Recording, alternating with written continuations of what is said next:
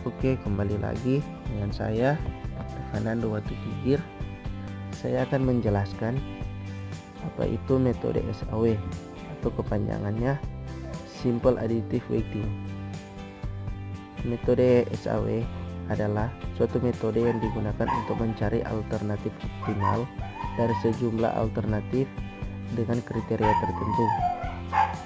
Metode ini sering juga dikenal dengan metode penjumlahan terbobot,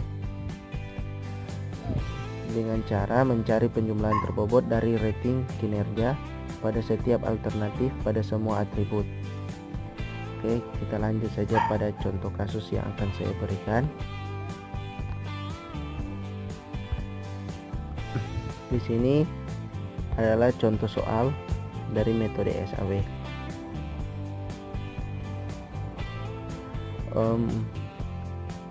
C merupakan kriteria dan A merupakan alternatif.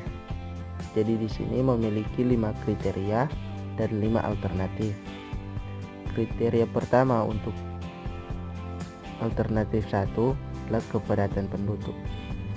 Kriteria kedua angka kelahiran. Kriteria ketiga jarak dengan penduduk. Kriteria keempat jarak dengan SD lain. Kriteria kelima harga tanah.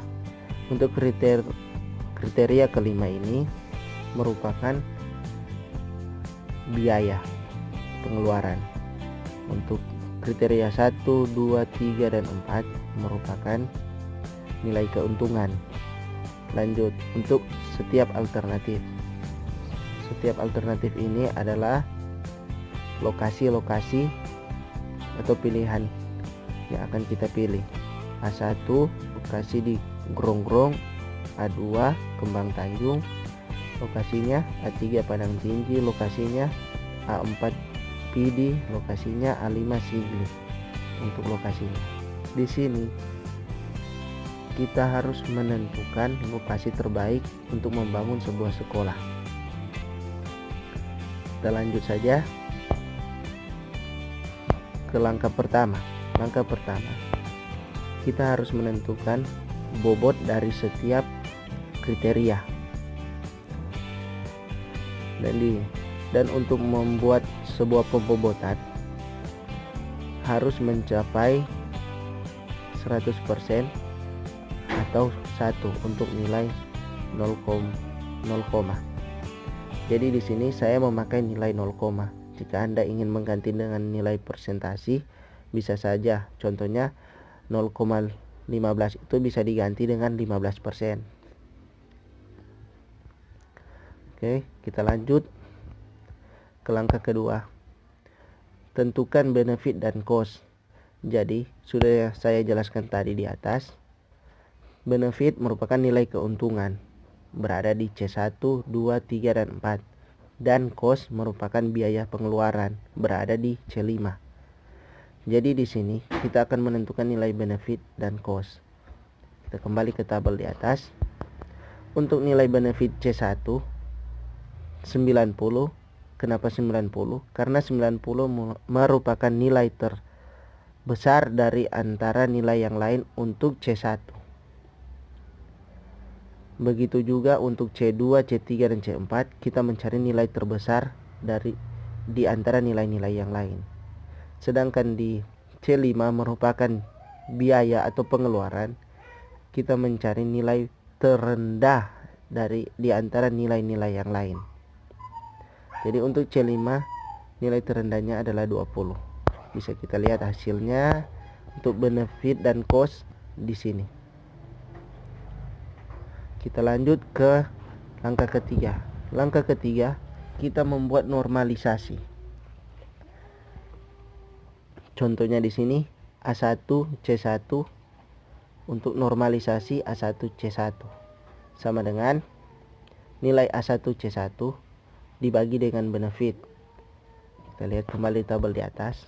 Untuk nilai A1 C1 merupakan 67. Jadi angka 67 itu dibagi dengan nilai benefit 90 dan hasilnya 0,744. Lanjut kita mencari nilai untuk cosnya. Tadi untuk benefitnya, ini untuk cosnya. Jadi untuk nilai A1 kita mengambil nilai di C5. Kita kembali ke atas. Nilai dari C5 merupakan 78. Jadi untuk A1 C5 sama dengan nilai cos dibagi dengan nilai A1 C5. Jadi 20/78 sama dengan 0,256. Kita lanjut ke langkah keempat, perangkingan tabel 1. Untuk A1 C1 kita melakukan perkalian untuk normalisasi R dan W atau pembobotan.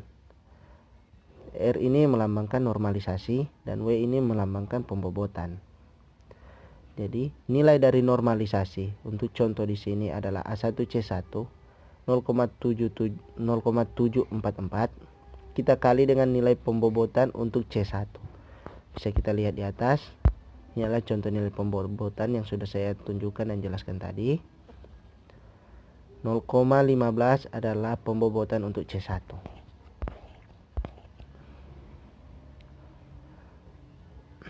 Di sini kita melihat hasil dari A1 C1 sama dengan 0,111. Jadi satunya ada 3. Lanjut, untuk kita mencari nilai dari tabel-tabel yang lain, untuk nilai tabel-tabel yang lain, kita melakukan langkah-langkah yang sama dengan cara memasukkan nilai. Contohnya di sini kita ganti dengan A1 C2. A1 C2.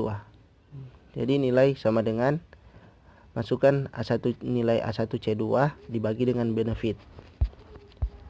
Untuk nilai A1 C2 merupakan 56. Kita bagi dengan benefitnya adalah 89. Mengapa 89? Karena 89 merupakan benefit dari C2. Kita pergi ke kalkulator dulu ya teman-teman. 56 dibagi dengan 89 sama dengan 0,629.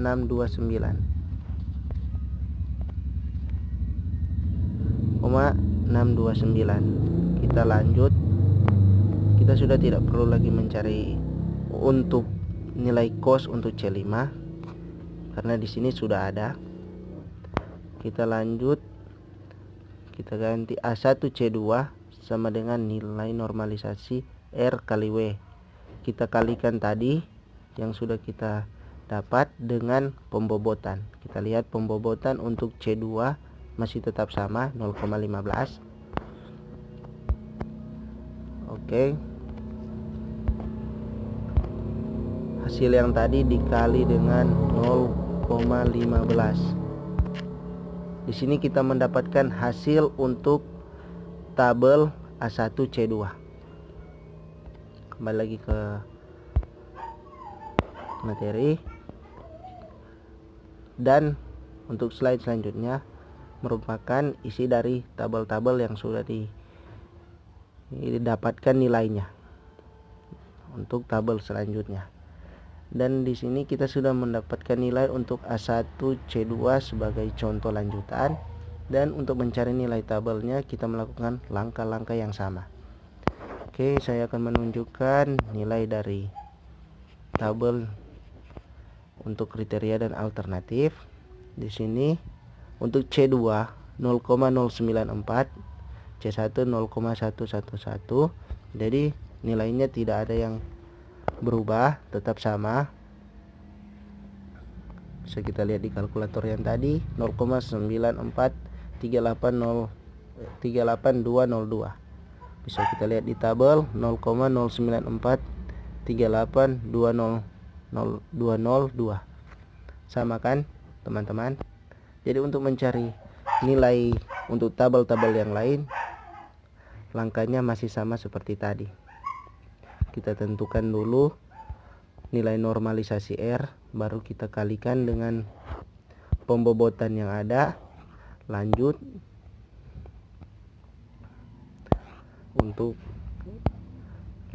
untuk nilai A1 untuk bagian hasilnya merupakan penjumlahan dari seluruh nilai C dari seluruh nilai C. Jadi untuk A1 sama dengan C1 tambah C2 tambah C3 tambah C4 tambah C5, dan merupakan hasilnya adalah 0,65476664. Jadi hasilnya seperti berikut. Untuk begitu juga seterusnya untuk A2, A3 dan A4 dan A5. Setelah kita menemukan hasil dari seluruh kriteria yang ada, kita mencari hasil terbesar dari seluruh kriteria itu. Jadi untuk seluruh kriteria yang ada, yang memiliki hasil terbesar adalah A4 dengan 0,73602564. Jadi dalam metode ini untuk metode SAW ini kita dapat menentukan alternatif mana yang paling tepat untuk kita membangun sebuah sekolah. Jadi untuk A4 sebagai kriterianya, kembali ke atas, lokasi PD adalah lokasi yang paling tepat untuk kita bangun sebuah sekolah. Ya, oke, sekian dan terima kasih untuk penjelasan kali ini. Maaf jika ada salah kata. Jika ada yang masih salah, tolong ditambahkan di kolom komentar. Terima kasih.